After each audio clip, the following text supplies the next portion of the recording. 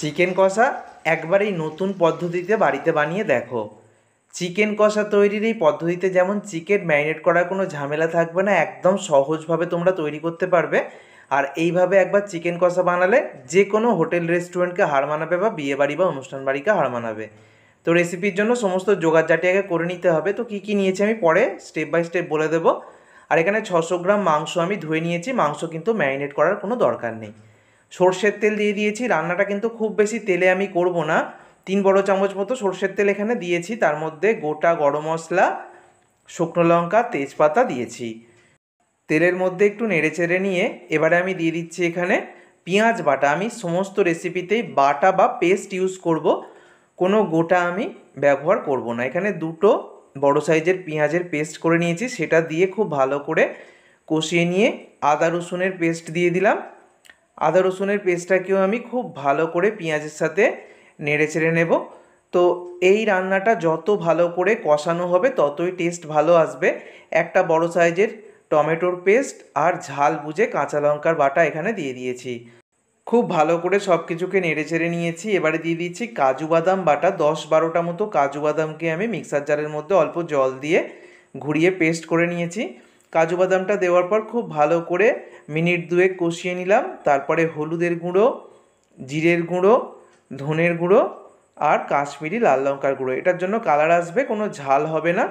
আর স্বাদ মতো লবণ আর সামান্য চিনি দিলাম। এবার অল্প জল দিয়ে মশলাটাকে খুব ভালো করে কষাতে হবে। যেহেতু রেসিপির নাম চিকেন কষা, তাই সমস্ত কিছুই কিন্তু খুব ভালো করে কষাতে হবে। খুব ভালো করে কষাতে কষাতে দেখবে মশলা থেকে যখন তেলটা ছাড়তে শুরু করবে তখন আমি যে চিকেনটাকে ধুয়ে রেখে দিয়েছিলাম সেটা দিয়ে দিয়েছি। আগেই বলেছি চিকেন ম্যারিনেট করার কোনোই ঝামেলা নেই। এবারে আমি যেটা দিচ্ছি সেটা হচ্ছে চিকেন মশলা। বাড়িতে এই চিকেন মশলা কীভাবে বানাতে হবে তার রেসিপি কয়েকদিন আগেই দিয়েছি। ওই রেসিপির লিঙ্ক আমি ডিসক্রিপশান বক্সে দিয়ে দেবো। ওটা আমি 1 চামচের 3 ভাগের 1 ভাগ দিয়েছি, আর দিয়েছি 2 চামচের মতো ফ্যাটানো টক দই। খুব ভালো করে এবার সব কিছুকে একসাথে কষাতে হবে। মিনিট 5 সময় ধরে খুব ভালো করে আমি কষাবো।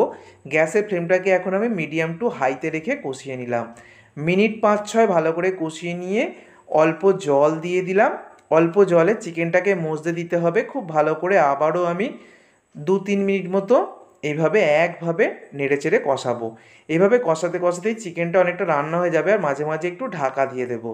এইভাবে দুবার আমি ঢাকাটাকে দেব। মিনিট খানেক বা মিনিট 2-এর মতো ঢাকাটা রেখে আবার একবার ভালো করে নেড়েচেড়ে নেব। এরকমভাবে দুবার করে নেওয়ার পর এবারে আমি পরিমাণ মতো জল দিয়ে দিলাম। তবে যেহেতু চিকেন কষা তাই অতিরিক্ত জল দেবে না, চিকেনটা সিদ্ধ হওয়ার মতো জল আমি দিলাম। আর জলটা কিন্তু অবশ্যই গরম জল দিতে চেষ্টা করবে, ঠান্ডা জলের ব্যবহার কিন্তু করবে না। তো এরকম অবস্থায় আমি ঢাকা দিয়ে মোটামুটি মিনিট 5 মতো আরও রান্না করলাম। দেখো গ্রেভিটাও টেনে এসছে, চিকেনটাও কিন্তু প্রায় সিদ্ধ হয়ে এসছে। তো এবার আমি সবশেষে আবারও ওই আগের চিকেন মশলা যেটা বাড়িতে বানানো সেটা দিয়ে দিলাম। চিকেন মশলাটা এভাবে দুবার দিতে হবে। চিকেনটা প্রথমে দেওয়ার সময় একবার আর শেষে আর একবার। আর একটু ধনেপাতার কুচি ছড়িয়ে দিচ্ছি। চিকেনের কালারটা কত সুন্দর এসছে সেটা দেখেই তোমরা বুঝতে পারছো। দেখো দেখে যেন মনে হচ্ছে মাটন রান্না হচ্ছে। তো চিকেন রান্নার এই নতুন পদ্ধতি তোমরা অবশ্যই এইভাবে একবার বাড়িতে চিকেন কষা বানিয়ে দেখো। কথা দিচ্ছি আঙুল চেটে খাবে। শুধু রাইসের সাথেও খেতে ভালো লাগবে, ফ্রায়েড রাইস, পোলাও, যে কোনো কিছুর সাথে দারুণ জমিয়ে দেবে।